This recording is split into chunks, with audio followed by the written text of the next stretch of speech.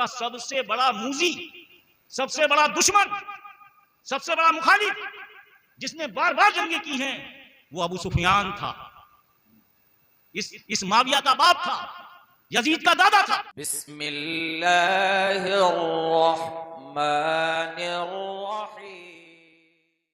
और यहां इनकी एक मिसाल और दे दूं, जब बात इल्म की आ रही है और बात इल्म की हो रही है, लफ्ज इकरा से शुरू हुआ, तो एक हदीस और है, और वो हदीस दोनों तरीकों से है, दोनों तरीकों से पेश करूंगा। जैसे ये दो हदीसें मैंने पेश की हैं।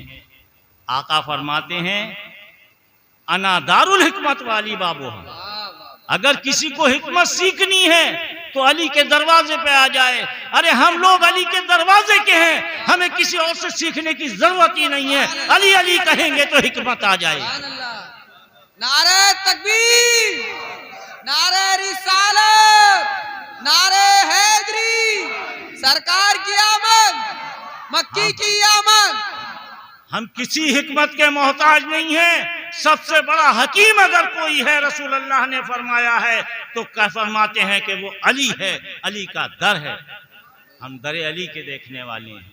और एक जगह आका फरमाते हैं, अना मदीनतुल इल्म, मैं इल्म का शहर हूं, वाली बाबूहा, और अली उसका दरवाजा। अब तो बात ही खत्म हो गई। तो अली वाले अगर इल्म हासिल करें तो एक बात सोच लें, उससे हासिल करें जो अली वाला।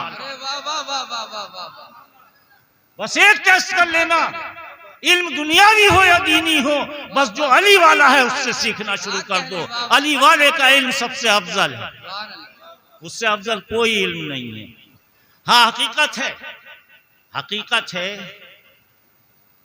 कि मीलादों में आपने ये सुना है कि अरब बड़ा जाहिल था, अरब में बच्चियों को दफन कर देते थे। ये कमजोर रिवायत, ये बहुत कमजोर रिवायत है। हकीकत में रिवायत ये है, और पक्की रिवायत ये है। हालांकि मीलादों में आपका जहन यही बना दिया गया है। इस जहन को, मकड़जाल को तोड़ दीजिए। ये मकड़ी के जाले में फंसाया जा रहा है आपको।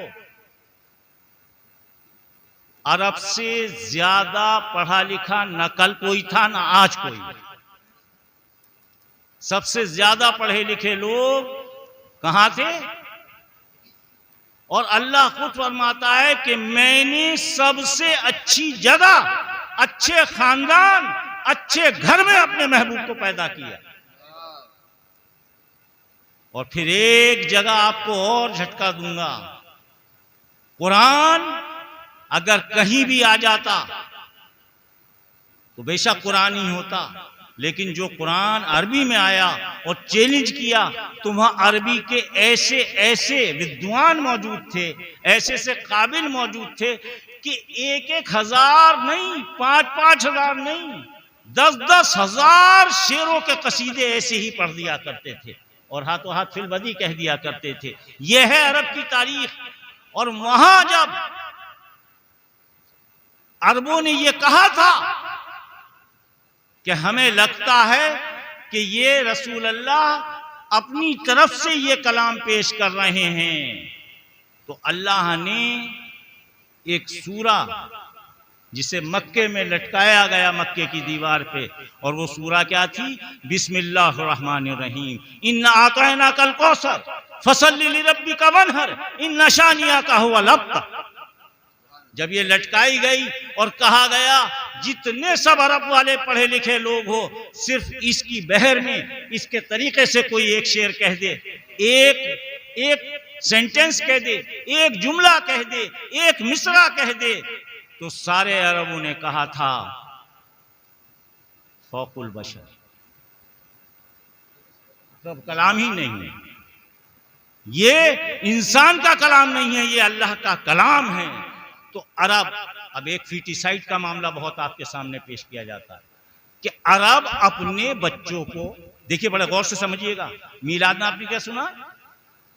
मीलाद में एक तो यही बात सुनी कि अरब जाहिल थे, तो अरब जाहिल एक चीज और फिटिसाइड, यानी बच्चियों को जिसके यहाँ बच्ची पैदा होती थी, आपने सुना होगा, उन्हें फौरन गले में दाब दिया करते, मार दिया करते थे। इससे बड़ा झूठ नहीं हो सकता, इससे बड़ा झूठ जो हमारे जहनों में डाल दिया गया।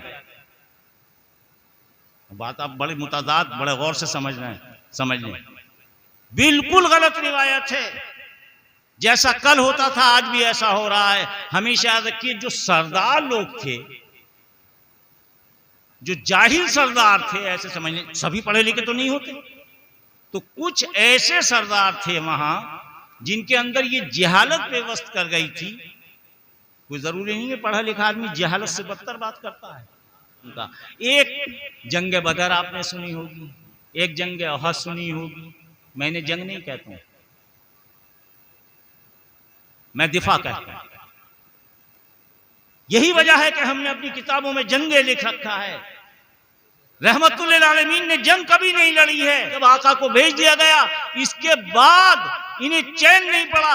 ये 400-500 किलोमीटर फौज ले जाके वहां पे लड़े हैं, तो लड़ी ये है, जंग इन्होंने की है। रसूलुल्लाह सल्लल्लाहु अलैहि वसल्लम ने दिफा की। क्या किया है? दिफा किया है। इसीलिए कह देते हैं इस्लाम तलवार से फैला। अरे कमबख्त, तो इस्लाम तलवार से नहीं फैला, इस्लाम अखलाक से फैला है। इस्लाम रहमतुल्लिल आलमीन के किरदार से फैला है, किबरिया की इनायतों से फैला है, अल्लाह की मदद से फैला है। लिहाजा जब ये वहां पहुंचते हैं तो ये खुद लड़ने के लिए जाते हैं। जंग बदर भी हमें यही बताती है, जंग अहद भी हमें यही बताती है। और जब फतेह मक्का का मकाम आया, जब आका हज करने के लिए या तवाफ करने के लिए तशरीफ ले गए, तो एक बार इन्होंने रोक दिया, मुशरिकीन ने, कुफार ने रोक दिया, मुआहदा हो गया।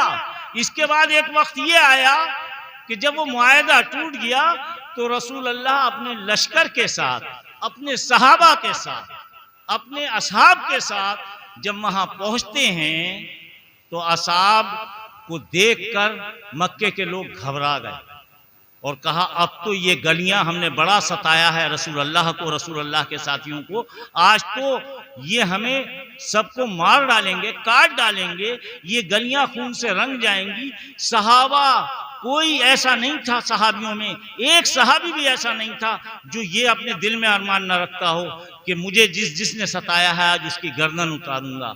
और सब लोगों के हाथों में तलवारें मियान से बाहर थी, लेकिन सब आका की निगाह को देख रहे थे कि बस आका हुक्म करें। आका से कहा, आका हम इन मक्के वालों को आज बदला देंगे। आपने फरमाया, नहीं, हमारा काम ये नहीं है। रब ने मुझे